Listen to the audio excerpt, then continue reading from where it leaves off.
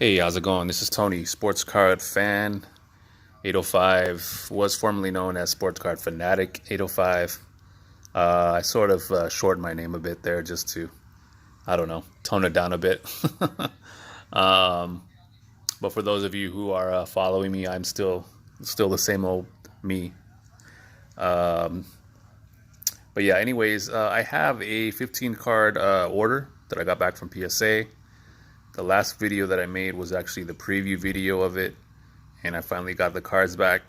Did take as long as I thought it would. It took about almost 30 days, I think, total, which isn't too bad because PSA has just been uh, backed up for months now. I think it's been longer than that, almost maybe a year, but they've been backed up for quite a while, and it just seems as if their turnaround time just keeps going up and up when I keep checking their site.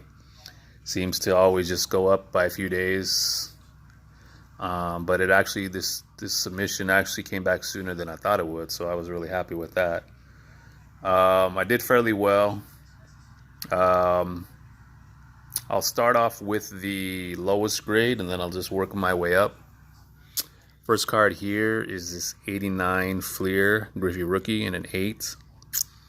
And I'm not too sure how this got an 8, maybe a 9.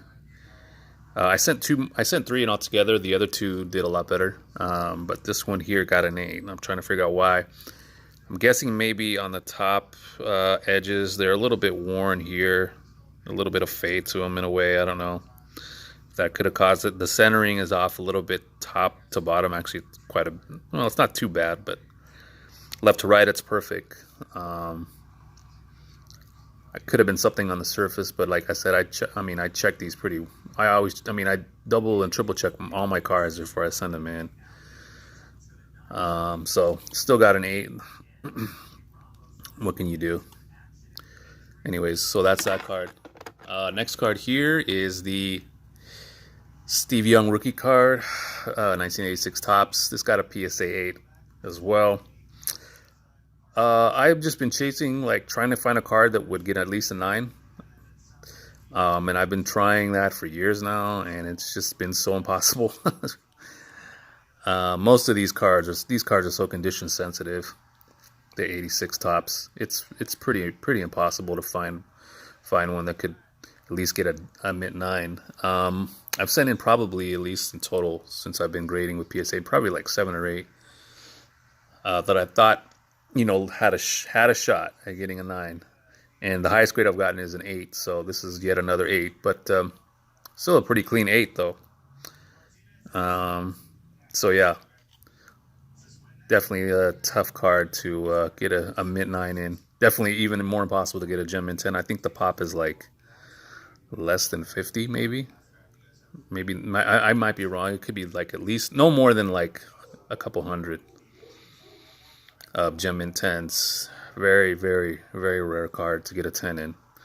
And I think 10s are worth like 10,000, something like that. So, yeah.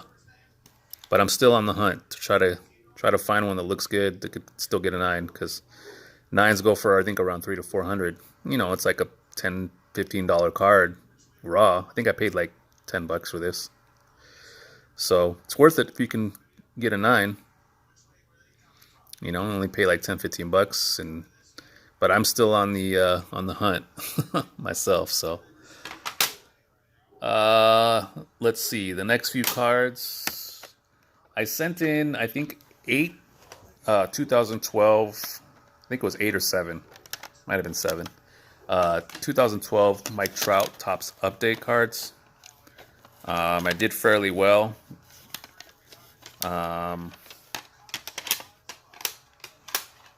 These 3 here all got mint 9s.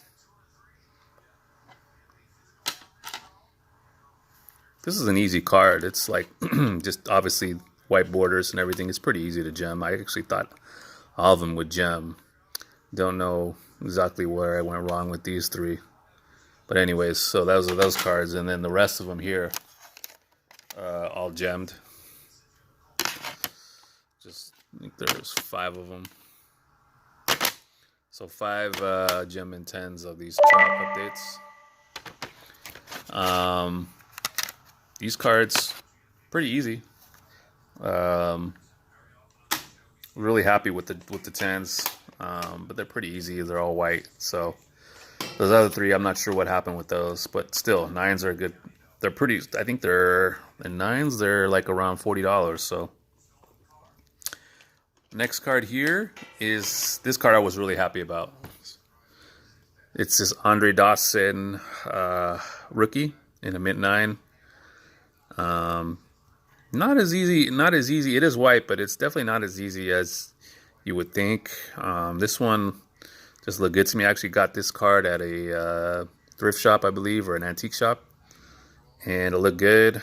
It does have like some surface, like printing, some errors or whatever from the printer or whatever. But I noticed other nines, PSA nines, kind of have the same thing. So I figured this had a shot still at a 9, even with those little printing issues.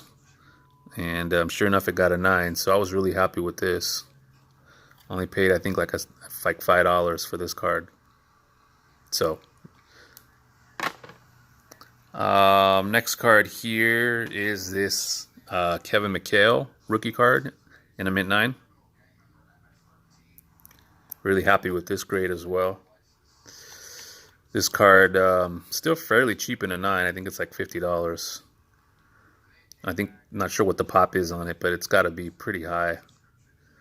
Kind of a tough and easy card at the same time. The surface on these can have issues, a lot of like bubbling on the surface or whatever. Look, a lot of the early 80s cards have those little bubbles on them, and this card, I think, has been, these cards, early 80s cards are notorious for that. So, but the white edges, white borders, pretty easy to still spot anything on there that looks funky. Any creases or anything. But this card looked nice, and I thought it would get a 9, and it did get a 9. So, happy with that. And the next card here, probably the best card out of the order, is this Barry Sanders score rookie. This got a gem in 10. Really happy with this. I do have a 10 that I've just been holding on to, and definitely already have someone who's going to buy this card off me, but just wanted still to show it off. Not an easy card. Definitely not an easy card. It's a gem. This card I think I picked up off eBay, and it looked good in the picture, and it got it in person, took a look at it, and thought it was definitely worthy to send in. Thought I had a chance at a 10, but I wouldn't have been surprised if it got a 9. But sure enough, it got a 10. So really happy with that card. This card has been like climbing up in value. 10s were, I think, sitting at like 250, maybe 200, 250, and now I think they're up to almost like 350. So this card is on the rise. Hot card, so really happy with that grade. And the last two cards here are these two Fleer Griffies, PSA Gem in 10. Both cards are really well centered, sharp looking cards. Really happy with the grades on these. This isn't really too difficult of a set. 89 Fleer. I've had good luck with these in the past. Just that one that I showed earlier that got the 8. I wasn't sure what happened with that one, but it is what it is. So that's that. And I do have another submission out. They received it. Actually, you know what? I submitted it at the Long Beach Coin Show here in Long Beach, or I'm in Simi Valley, but it's in Long Beach, California. And submitted some cards there, and should get those back hopefully within the next 2 months or so. And yeah, I'll definitely show that off. So I hope you guys enjoyed the video. Feel free to like, comment, or whatever, subscribe. And happy collecting to everyone out there. I know right now it's kind of a weird time with the whole Slabgate issue. A lot of people are talking about it, and I know it's put a black eye on the hobby a little bit. So, but shouldn't let stuff like that, stop you from collecting. It's still it's a fun hobby no matter what. Hopefully everything gets sorted out with PSA, and whatever happens, and hopefully it won't it won't hurt the hobby too much. But anyways, yeah. So thanks for watching, and God bless. Happy collecting again. Thank you.